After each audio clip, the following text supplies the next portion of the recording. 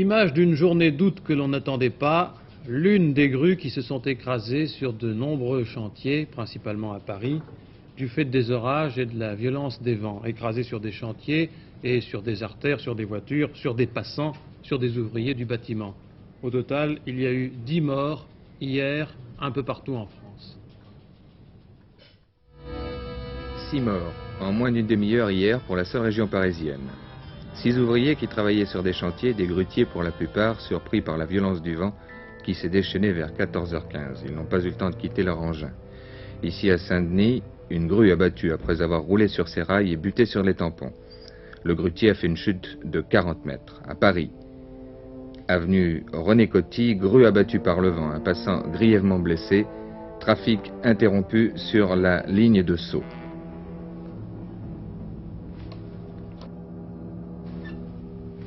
Toitures arrachées, récoltes anéanties, camping dévasté, arbres renversés ici dans l'Oise, téléphones et courants électriques coupés, routes barrées, partout où sont passés ces bourrasques. À Auxerre, 2 jeunes garçons écrasés par des arbres sont morts des suites de leurs blessures, tandis qu'à Bousbach, en Moselle, un arbre s'est abattu sur un groupe d'enfants qui attendaient un quart de ramassage. Un garçonnet a été tué. 1 million de francs de dégâts à Brive. Là encore, le vent soufflant parfois à plus de 150 km à l'heure a déraciné des arbres vieux de plusieurs siècles. Les tribunes du stade municipal, les bâtiments communaux ont également souffert. Terrains de jeu et de camping et d'une façon générale, toutes les constructions légères ont été malmenées. Dans le secteur de l'Arche, des cultures d'arbres fruitiers détruites à 50%. Dégâts plus importants en Dordogne. Il faudra 24 heures pour rétablir le courant de tension et une semaine pour rétablir la basse tension. Bilan de ces tornades, 10 morts et une vingtaine de blessés.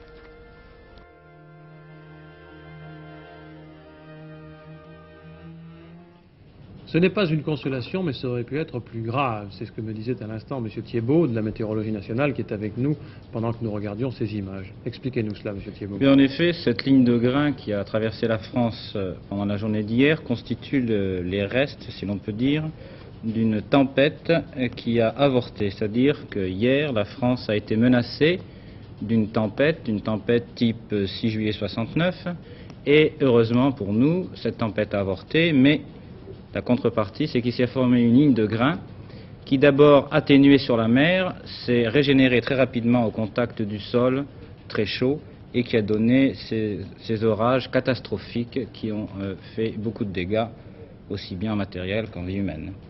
Comment la situation va-t-elle évoluer aujourd'hui? Eh bien, on peut dire qu'aujourd'hui, nous sommes dans une période plus relaxe, c'est-à-dire actuellement on est en accalmie toute provisoire d'ailleurs. Vous voyez sur cette carte le temps qu'il fera cet après-midi. Très nuageux au nord et des petites pluies au nord de cette ligne. C'est-à-dire au nord de la ligne, c'est-à-dire de la Bretagne à peu près à la frontière belge, un temps médiocre, mais enfin rien de commun avec ce qu'on a eu hier. Dans la partie centrale? Dans la partie centrale, des nuages, mais avec des éclaircies, c'est-à-dire qu'en définitive, dans la partie centrale, il fera quand même beau pour les vacanciers. Et au sud de la ligne qui va approximativement de Bordeaux à Nice? Alors là, c'est le grand beau temps d'été, avec quand même un peu de Mistral et de Tramontagne sur le Languedoc-Roussillon et les Bouches-du-Rhône, mais Mistral en voie d'atténuation. En revanche, demain, attention, à nouveau. Alors, pour demain et après-demain, c'est le retour des orages, il faut bien le dire. Orages qui, quand même, n'auront pas la violence de ceux d'hier. Mais sur l'ensemble de la France. Il faut dire que pour demain et après-demain, retour du temps orageux généralisé, à l'exception toujours du littoral méditerranéen où le beau temps persistera. Et du vent fort sur la côte atlantique. Il faut également noter, puisque c'est la saison des courses et des régates, du vent fort sur les côtes atlantiques et de Manche. Alors, vous dites orage, mais est-ce qu'on peut prévoir la force de ces orages? Ces orages, si vous voulez, pourront être localement violents, mais ils n'auront pas ce caractère généralisé de violence qu'on a connu hier. Sans entrer dans les détails techniques, comment se produisent-ils ces orages? Ces orages violents, très violents. Oui. Les orages très violents sont produits, si vous voulez, par l'arrivée d'une dépression d'altitude. Cette dépression d'altitude se répercute au sol et comme on le sait, la nature a horreur du vide. Tout autour de cette dépression affluent des grandes quantités d'air et c'est cela qui provoque la violence des orages. Mais Puis aussi la brutalement que ça. C'est-à-dire que la violence est définie à ce moment-là par la violence et la profondeur de la dépression d'altitude. Bon, alors demain, attention, mais tout de même, moins oui, de force qu'il moins de force et enfin pas de catastrophe quand même. Merci. Sur la plage de Palavas, Palavas-les-Flots, littoral de Montpellier, petite guerre entre des hippies et les forces de l'ordre. Hippies venus sur ce littoral pour profiter du soleil, nous avons vu qu'il y fait beau, pour aménager un village de vacances libre de toute contrainte. Forces de l'ordre qui sont intervenues à l'appel des autorités locales pour dégager ces baigneurs de leur camping dit sauvage.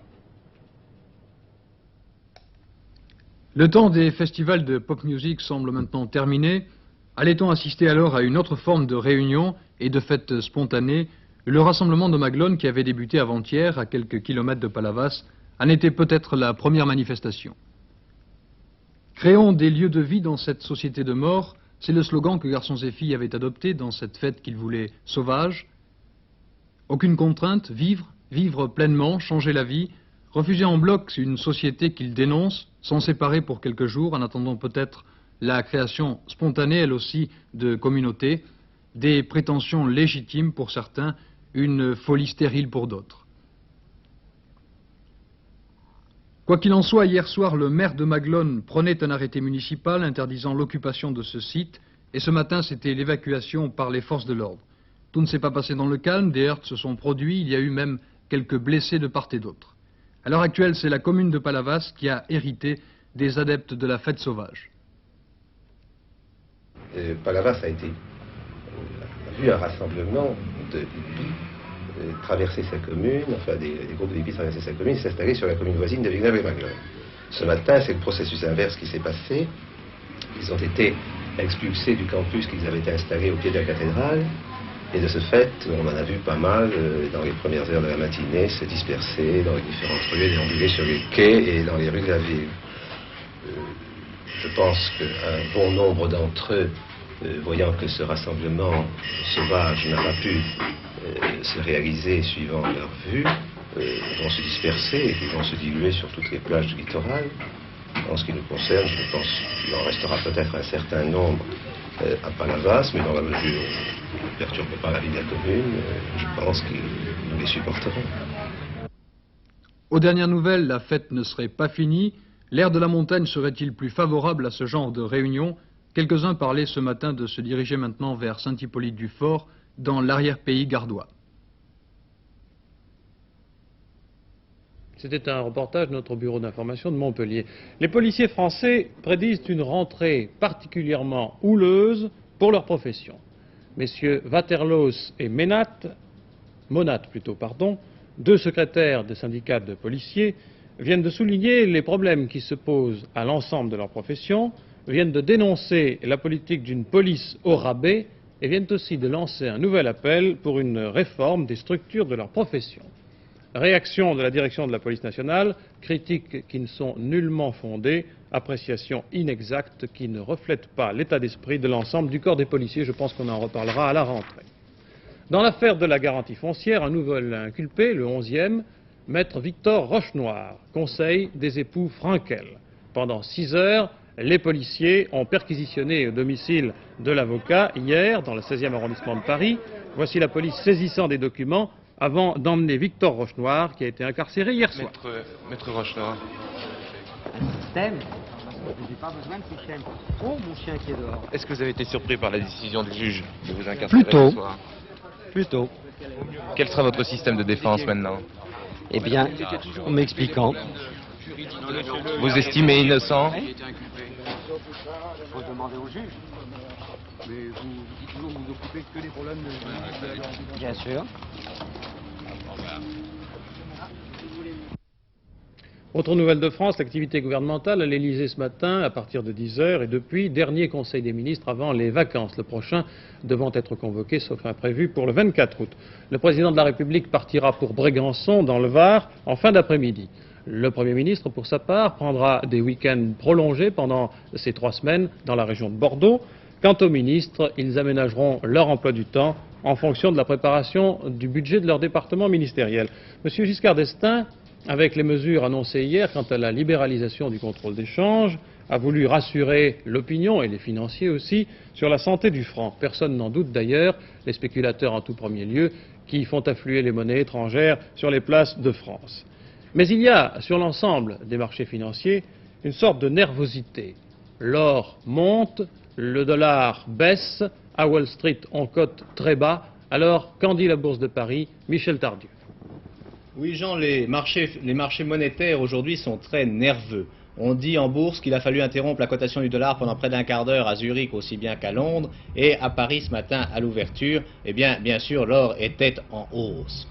Et la Banque de France a éprouvé le besoin de signaler qu'elle continuait à accepter des dollars, mais en même temps, elle indiquait aux opérateurs qu'elle leur conseillait vivement, les opérateurs, c'est-à-dire les banquiers et le personnel de la Banque de France, que leur conseillait vivement de distinguer, si besoin était, entre les dollars qui résultent d'opérations commerciales normales et les dollars qui résultent de la spéculation pure et simple. Il y a une chose qui est certaine, c'est que les financiers font des comparaisons, et que voient-ils? Ils voient d'un côté un franc français qui se porte bien, et l'assouplissement du contrôle d'échange qui permet notamment aux Français qui vont à l'étranger d'emporter 4 000 francs à chaque voyage en est une preuve supplémentaire. Et puis ils voient aussi donc un dollar qui va très mal. Et comme le métier des financiers c'est de faire des différences, ils sont très tentés de vendre des dollars pour acheter du franc. Et pendant le mois de juillet, la Banque de France a vu ses réserves de dollars augmenter de 500 millions de francs. En tout cas, tous les spécialistes aujourd'hui sont très très attentifs, c'est le moins qu'on puisse dire, et ils se demandent comment ce début de crise monétaire, puisqu'il y a une fois de plus une sorte de fuite devant le dollar, comment tout cela va finir. Ici la Bourse de Paris, à vous Jean Lanzy. À tout à l'heure pour les cotations. Petite suite à ce que nous disait hier Michel Tardieu, le plan calcul a été renouvelé. Le premier plan avait été lancé en France il y a 5 ans pour promouvoir l'industrie de l'informatique. Le second permettra de poursuivre cet effort durant les 5 années à venir. François de Closet a visité pour vous l'usine où naissent les ordinateurs français.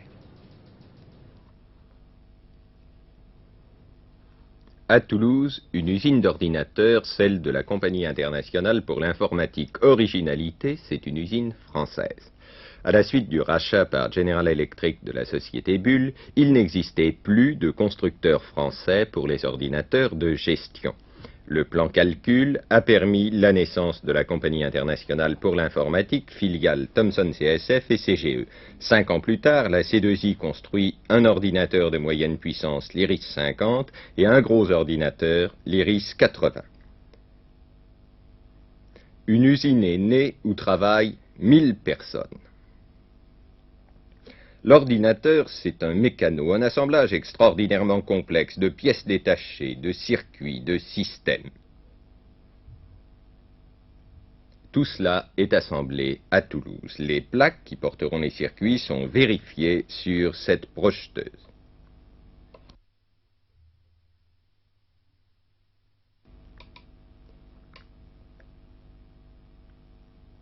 Puis une machine implante les diodes, sortes de petits cristaux commutateurs, dans les plaques des circuits. L'ouvrière commande du pouce l'implantation de 25 000 diodes par jour.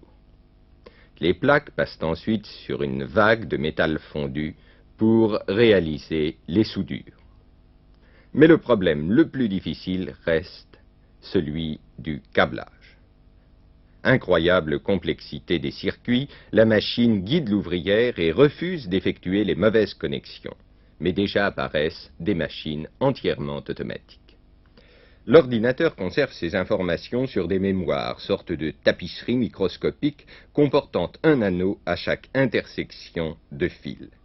Travail hautement qualifié, la réparation de ces mémoires que nous révèle ici le microscope.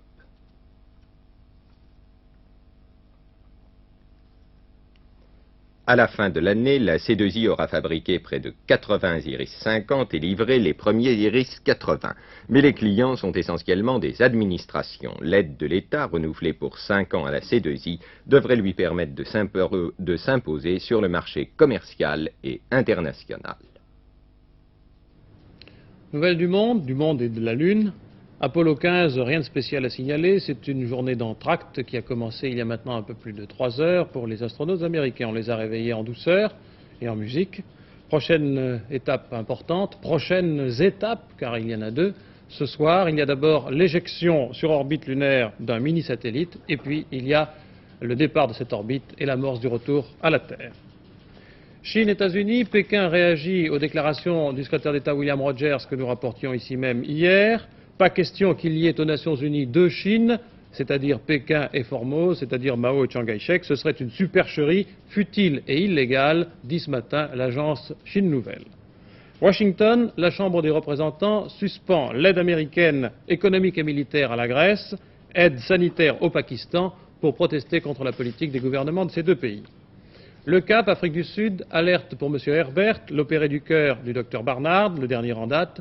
Une intervention d'urgence a été nécessaire. Cette nuit, elle a duré 3 heures. New York, percée des produits alimentaires français sur les marchés et sur les tables des États-Unis. Cela représente un effort dont nous parle Emmanuel Delataille. Pour la première fois en effet cette année, sous l'impulsion des pouvoirs publics et des services de M. Giscard d'Estaing, les exportateurs français sont venus en nombre consolider leur offensive à la foire de l'alimentation de New York, la plus importante d'Amérique. Derrière ces stands professionnels, il y a en effet le premier marché du monde, puisque les Américains dépensent simplement pour se nourrir plus que la production totale annuelle de la France. Pour le consommateur des supermarchés, la France n'était guère connue jusqu'ici que par les vins.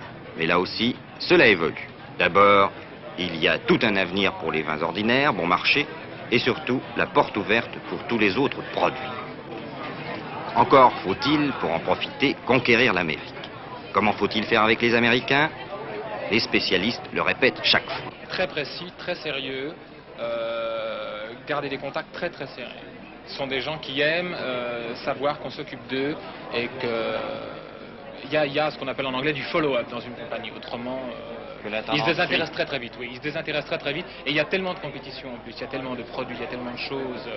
Si une personne ne fait pas un effort, on s'en désintéresse et quelqu'un d'autre vient derrière et prend la place. Et après c'est fini, on ne peut plus les récupérer. Eh oui, l'Amérique n'est pas un Las Vegas où l'on réalise un gros coup par hasard, pas d'attaque surprise, il faut être méthodique et tenace. Mais cela paie.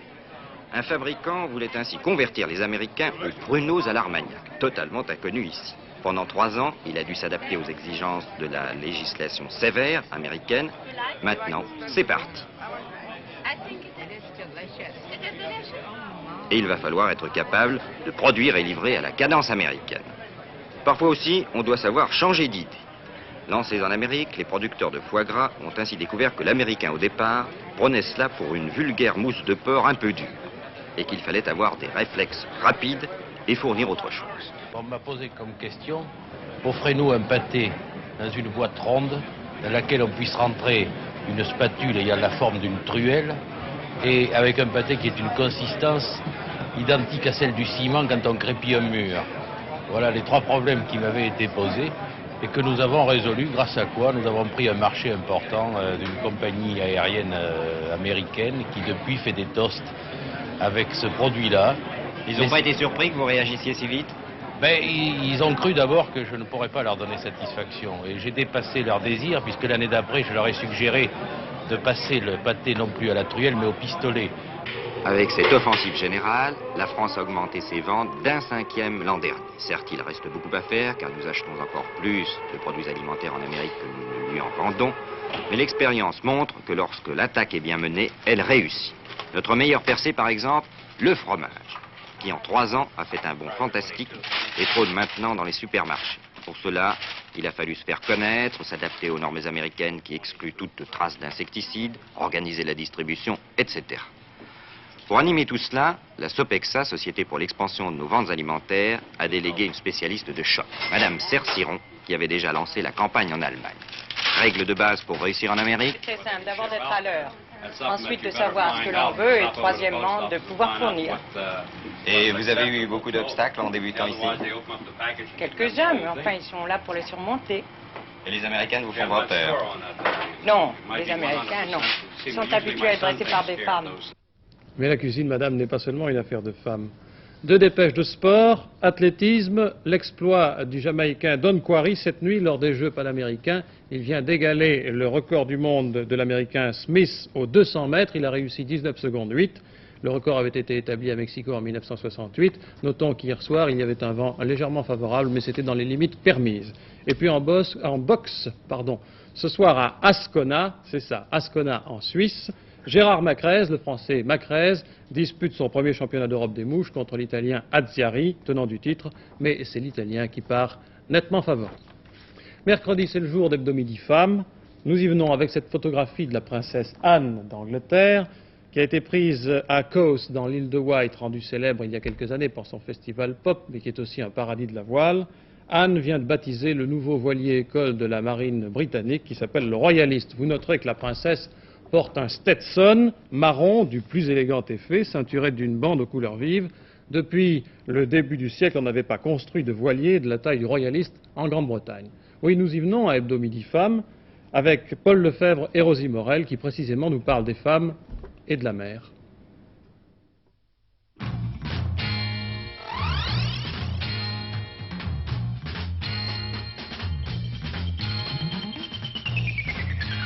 La mer est commencée depuis quelques jours, elle va se poursuivre jusqu'à fin août, et même un peu plus tard si le beau temps nous donne la compensation qu'il nous doit.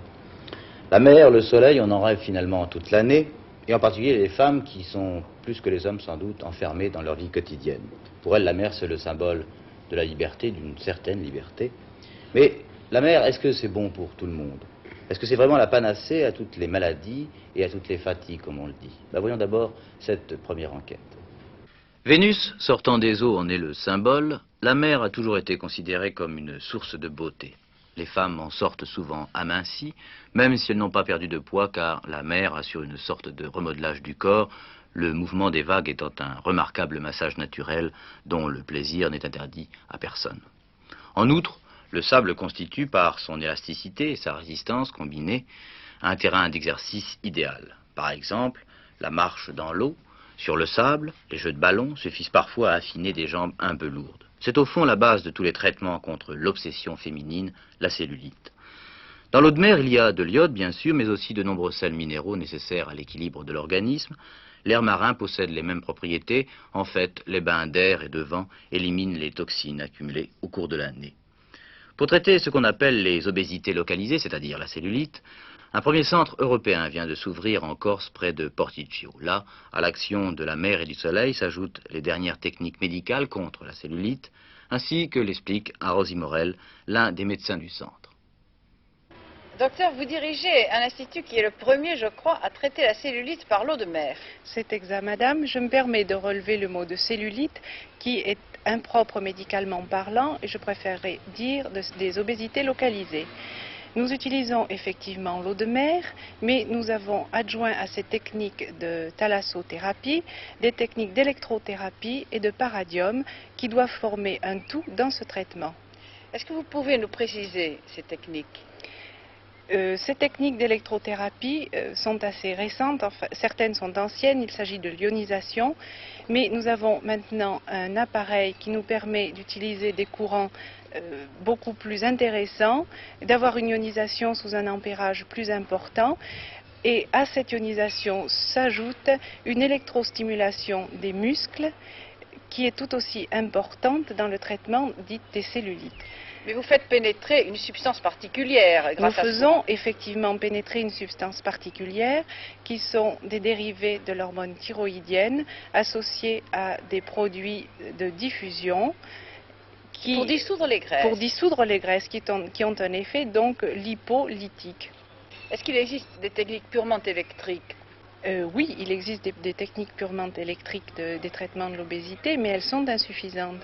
Il faut, et ce que nous avons essayé de faire ici, qui est absolument unique, c'est d'adjoindre le traitement électrique d'ionisation, le traitement d'électrostimulation pour favoriser la circulation et la contraction musculaire, les techniques de paradium qui, elles, consistent à envelopper nos clientes dans les régions où on veut les faire maigrir d'une substance synthétique dérivée de la paraffine où elles resteront pendant une demi-heure et où elles transpireront et élimineront ainsi de nombreuses toxines tout en augmentant la circulation locale à ce niveau. Il s'agit uniquement de traitements externes, conjugués effectivement.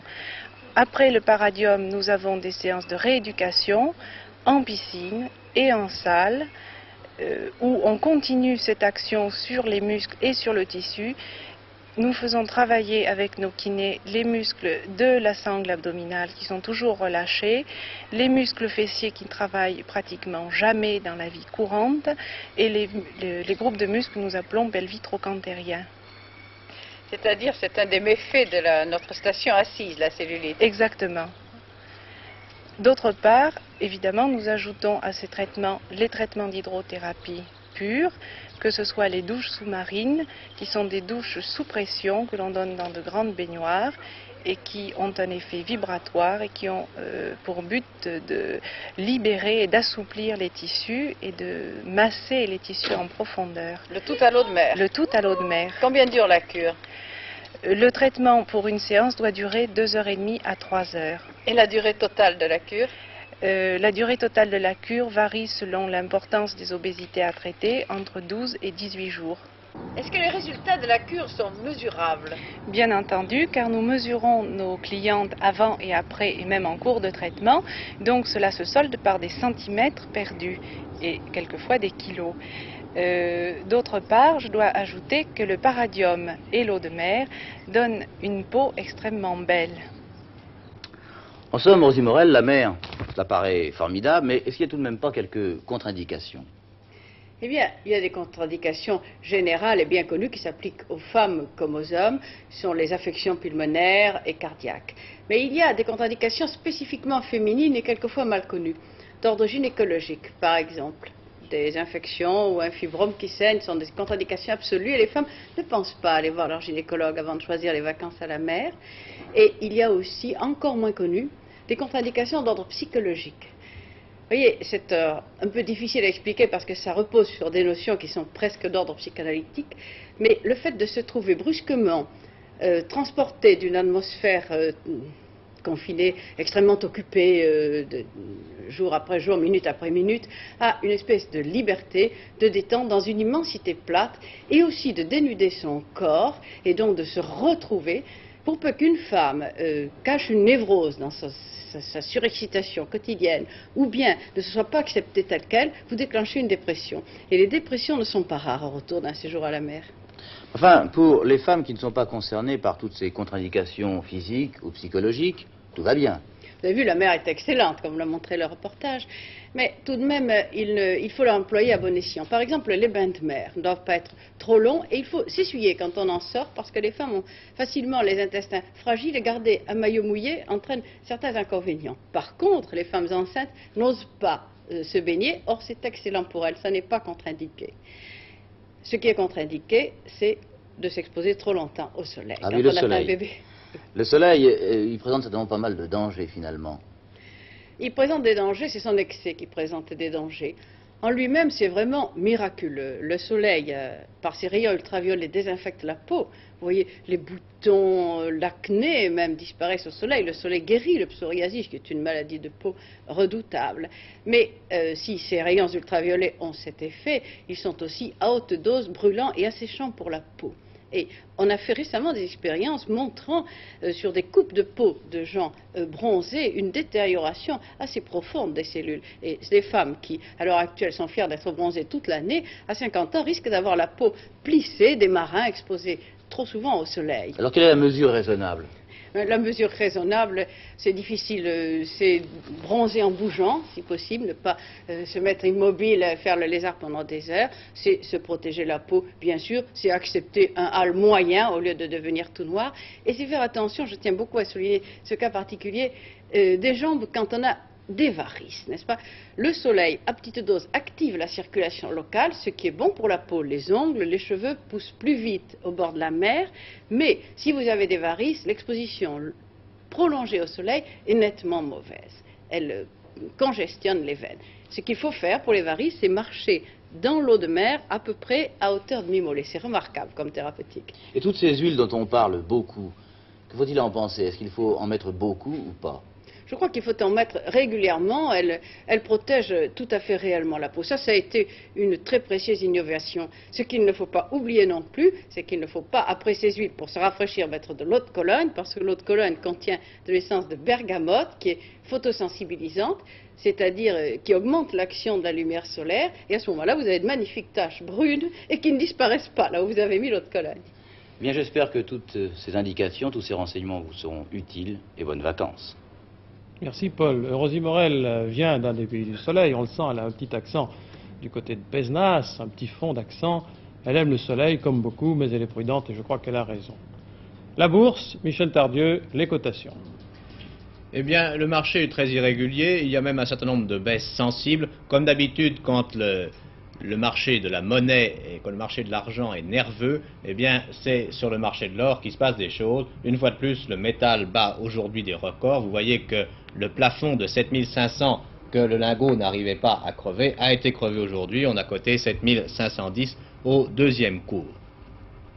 Et ces records battus par le métal jaune, eh bien, ont été battus bien sûr avant Paris, à Zurich et à Londres. Vous voyez que le Pinet, lui, est à 176,10 et qu'il est ainsi en progrès de plus de 1 franc. Je crois que le Pinet gagne finalement 1 franc 40. C'est quand même un écart très sensible sur ce titre.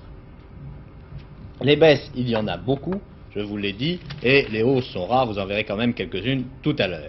Sur le marché de l'or où nous montions très fort, il faut dire, je le répète, que les Français ne sont pas les plus excités, c'est à noter, car ils savent que cette fois-ci, le franc ne risque que de monter dans la crise et non pas de baisser comme ça a été souvent le cas les fois précédentes. Mais aux États-Unis, il se passe un phénomène assez curieux en ce moment.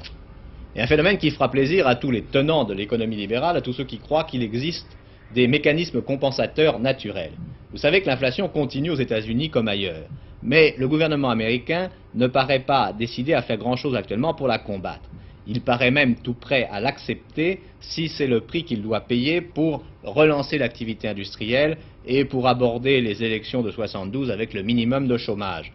Mais ce sont les banques qui semblent prendre l'initiative d'une mesure qui est normalement considérée comme une mesure de combat contre l'inflation.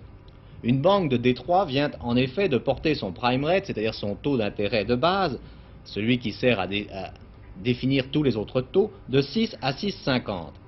Pour le motif que le taux actuel de 6 ne permettait pas aux banques de gagner de l'argent. Et la plupart des financiers pensent que cet exemple sera suivi par beaucoup de banques. Si bien qu'il y a une tendance actuellement aux États-Unis à l'augmentation des taux d'intérêt. Et l'augmentation des taux d'intérêt, c'est toujours un mauvais coup pour la bourse. C'est ce qui vous explique que Wall Street a connu hier une de ses plus mauvaises séances de l'année. Et en France, bien sûr, les opérateurs ont toujours un œil sur Wall Street et cela peut expliquer leur prudence d'aujourd'hui et même d'hier. Bien sûr, le ministre des Finances, M. Giscard d'Estaing, en France, a dit que les recommandations du rapport Baumgartner commenceraient à faire sentir leurs effets au mois de septembre et qu'il y aurait des textes qui seraient déposés à cette époque. Mais le rapport Baumgartner ne contenait rien de très révolutionnaire et c'est pourquoi les boursiers n'y voient pas pour l'instant un motif d'enthousiasme. Je crois que nous avons passé tous les tableaux que nous voulions passer. Nous finissons quelques hausses. Ici la Bourse de Paris. À vous, Jean Lanzy. Merci Michel Tardieu. Je donne en bref la conclusion d'un communiqué de la Banque de France que les spécialistes vont retrouver dans la presse. Les rumeurs concernant la création d'un double marché d'échange sont dénuées de tout fondement et il y a bien entendu les tenants de cette position de la Banque de France dans ce communiqué. D'autre part, j'apprends que M. Nora est nommé directeur général de la librairie Hachette. C'est une nomination qui était prévue. M. Nora doit quitter son poste de conseiller technique du Premier ministre le 31 août. Il prendra ses fonctions le 1er septembre à la librairie Hachette, dont le président directeur général est M. Itier de Roquemorel. Et par ailleurs, le Conseil des ministres, le dernier avant les vacances, s'est terminé il y a maintenant 20 minutes. Il a donc duré 3h15. Les détails à Télésoir.